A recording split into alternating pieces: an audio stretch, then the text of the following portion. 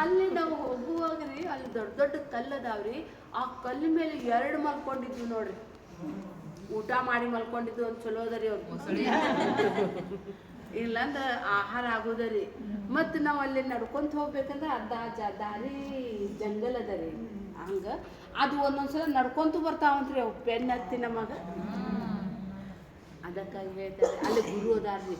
ಗುರು ಎಂತಲ್ಲಿ ಇರ್ತಾನ, ಇಂಥ ಕಷ್ಟದಲ್ಲಿ ಇರ್ತಾನ್ರಿ. ಇಷ್ಟು ಈಜಿ ಇದ್ರೆ ಎಲ್ಲರೂ ಬರ್ತಿದ್ರಿ. ಇಷ್ಟು ಈಜಿ ಇದ್ದಿದ್ದಕ್ಕೆ ಬರಾಕೊಲ್ಲ ಅಂತಾರ್ರಿ. ಒಂದು ಸಲ ನಮಗೆ ಗುರುವಿಂದ ಮಹತ್ವ ಗೊತ್ತಾತಪ್ಪ, ನಮಗೆ ಬೇಕೇ ಬೇಕು ಅನಿಸಿದರೆ ಏನ್ರಿ ಭೂಮಿ ಅದರಲ್ಲಿ ಯಾವ್ದ ಹಾಡದಲ್ಲ, ಜಯ ಶ್ರೀರಾಮ್ ಬಿಡನು ನಿನ್ನ ಪಾದ ಗುರುವೇ ಬಿಡುವೆನು, ಜಯ ಶ್ರೀರಾಮ್.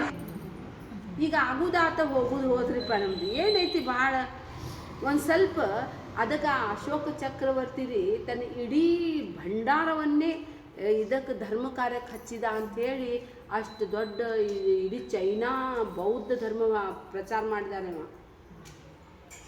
ಏಕ್ ಬಾರ್ ಥಾನ್ ಲಿಯಾನ ಕಿಲ್ಲೆದಾರಮ್ಮ.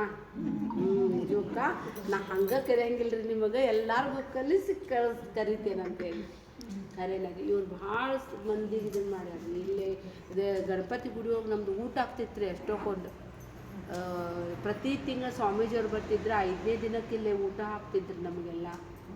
ಆಮೇಲೆ ನಂದು ಇಲ್ಲಿ ಓಕಮ್ಮ ಅಂತಿದ್ರು ರೀ, ಅವ್ರ ಮನೆಯೊಳಗೆ ರೆಗ್ಯುಲರ್ ನನ್ನ ಕ್ಲಾಸ್ ನಡೀತಿತ್ತು. ಅದಕ್ಕಾಗಿ ಒಂದು ಧರ್ಮ ಕಾರ್ಯ ಸ್ಟಾಪ್ ಮಾಡಬಾರ್ದ್ರಿ, ಅದರಿಂದ ದಾರಿದ್ರ್ಯ ಬರ್ತೈತ್ರಿ ಮನುಷ್ಯನಿಗೆ. ಬರುವ ಅಧ್ಯಾತ್ಮ ಜ್ಞಾನಕ್ಕೆ ಸ್ಟಾಪ್ ಮಾಡಬಾರ್ದು, ಇನ್ನೂ ಬೆಳೆಸ್ಬೇಕ್ರಿ. ಹೀಗಾಗಿ ಆದಿಗುರು ಶಂಕರಾಚಾರ್ಯರು ಆ ನರ್ಮದಾಷ್ಟಕಂ ಹೇಳಿದ್ದಾರೆ. ಆ ನರ್ಮದಾಷ್ಟಕಂ ನಾವು ಪಠನ್ ಮಾಡೋಣ.